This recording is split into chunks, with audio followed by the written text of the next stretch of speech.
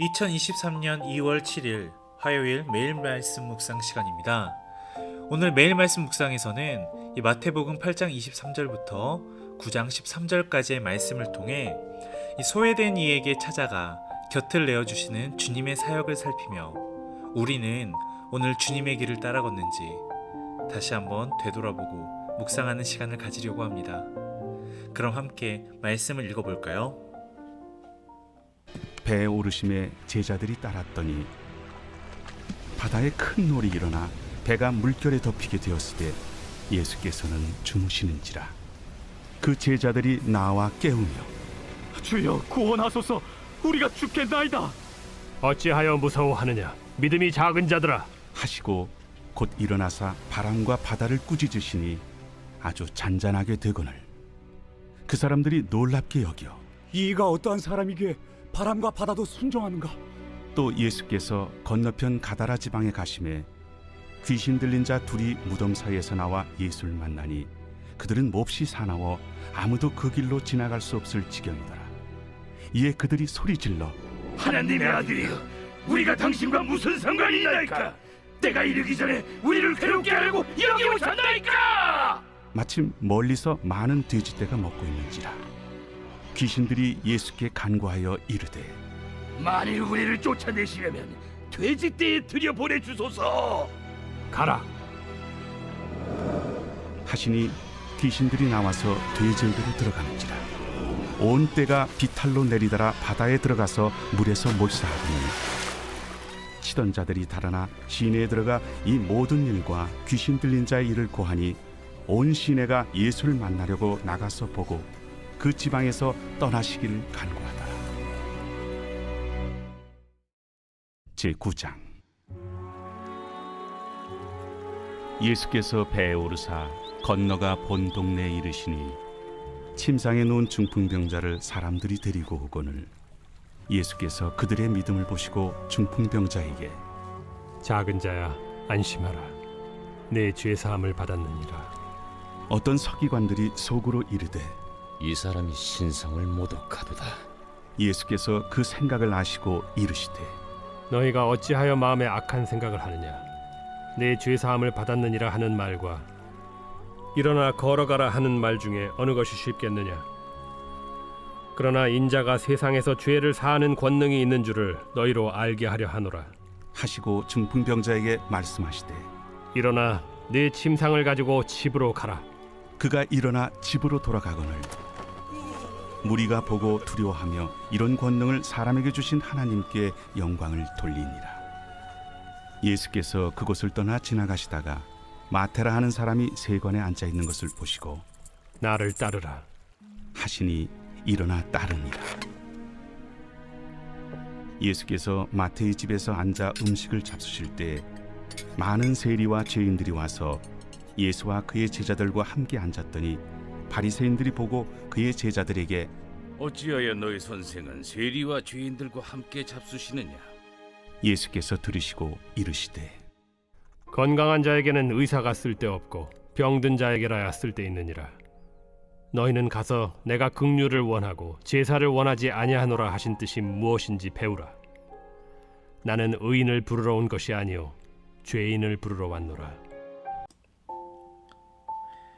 이 사람이 만물의 영장이라 의스되지만 자연적 재해가 발생할 때마다 우리가 얼마나 연약한지 또한 얼마나 쉽게 허물어지는지를 우리는 확인할 수 있습니다. 사실 이러한 자연 앞에서 두려움과 불안은 원초적이고 자연스러운 반응입니다. 인과율로는 설명할 수 없는 이런 자연적 재해와 영적 실체 앞에서 함께하던 제자들에게 예수님은 스스로를 드러내십니다. 물이 잠잠해지는 장면 속에서 예수님은 2000년 전 갈릴리를 거닐던 한 사람이셨지만 동시에 태초부터 물과 바람을 지휘하신 창조주 하나님의 유일한 독생자 예수 그리스도이시기도 합니다. 출렁이는 바다 위 인간의 한계를 직면하며 공포 속에서 이 제자들은 주님에 대한 신뢰의 고백보다 그의 초월적인 능력에만 놀랄 뿐입니다. 뒤이어 나오는 귀신이 물러가는 장면에서도 마찬가지입니다.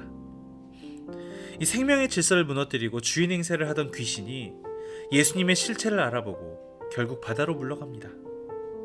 마침내 참된 주인이 다가오니 주인이 아닌 거짓이 떠나가게 되는 것이죠. 인류의 구원이라는 선명한 목적을 가지고 예수님은 십자가를 향해 가십니다. 환대와 영접을 받지 못해도 개의치 않으시죠. 주인을 알아보는 만유와 영적인 존재 앞에서 부끄럽게도 사람들은 눈이 멀어 있습니다. 자기 중심적인 태도로는 다른 사람을 알아볼 수가 없기에 우리의 참된 주인이신 예수님조차도 밀어내는 것이죠. 이어서 나오는 예수님의 모습들은 어떠합니까? 예수님께서는 아픈 이에게는 위로와 치유를, 소외된 이에게는 다가가 곁을 내어주십니다.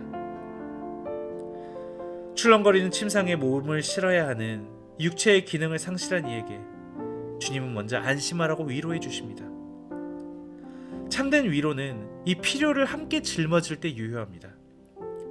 주님께서 그 짐을 다 지시니 아픔 가운데 있었던 그가 해방을 얻고 일어나 걸어갑니다.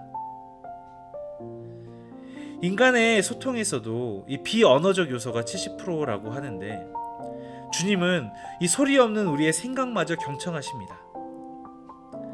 속죄를 선언하는 대제사장이라는 정체성을, 그러니까 우리들이 이해하고 받아들일 수 있는 그러한 인지 능력 안에서 드러내시는 것이죠.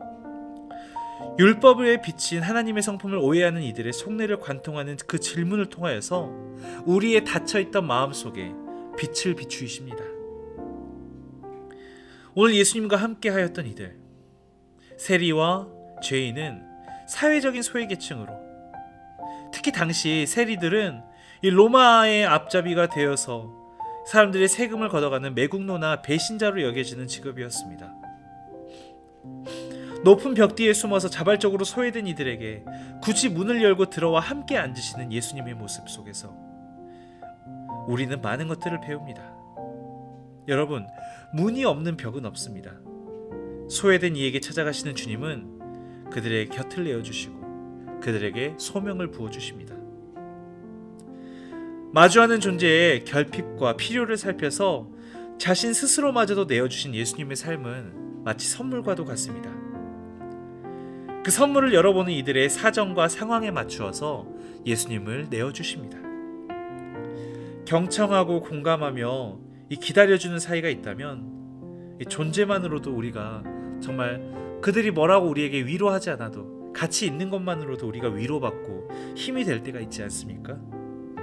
우리의 예수님이 바로 그러한 분이십니다. 그러한 예수님의 길을 따르는 여러분에게도 오늘 이러한 질문을 드리고 싶습니다. 이러한 예수님의 사역을 바라보며 오늘 나는 다른 사람의 필요와 사정을 살피며 나의 무엇을 내어주는지, 내가 옳다고 생각하던 것만을 그들에게 강요하지는 않는지, 정말 그들의 어려움 속에 내가 귀 기울이고 내가 먼저 해결책을 제시하기 전에 함께 듣고 함께 울리며 그들의 사정에 깊이 공감하고 있는지를 스스로 돌아볼 수 있으면 좋겠습니다. 함께 기도하겠습니다. 온 천지의 주제이시며 창조주이신 하나님, 오늘 우리는 말씀을 통해 그러한 아버지 하나님의 권능을 따르는 예수님께서 정말 나약하고 연약한 우리의 삶에 찾아오셔서 우리를 자유케 하심을 바라봅니다. 오늘 이 시간 간절히 주를 부르짖사오니 주님, 우리 여수한빛 가족들의 삶 가운데 찾아와 주시옵소서. 낮고 낮은 우리의 삶의 자리에 찾아오시는 예수 그리스도의 이름으로 기도합니다. 아멘.